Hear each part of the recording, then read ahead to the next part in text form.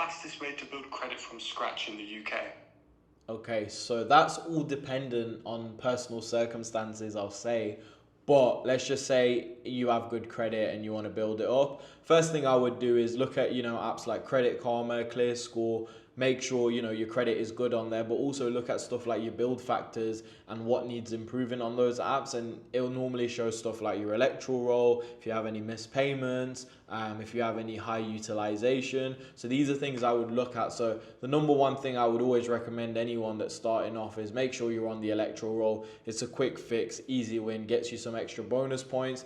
Next thing I would do is look at, credit card builders, something like the Barclay Card Forward, Capital One Classic, Tesco Foundation. I mean, the Tesco Foundation was actually my first credit card. Use that card for regular purchases and make payments on time, and don't overutilize more than 10 to 15%. Always be consistent with your payments, set up direct debits, and then also make sure you're kind of always making your payments on time. I mean, as long as you do those little things, your credit will start to build up, especially as a beginner. I mean, those are the basics you can do.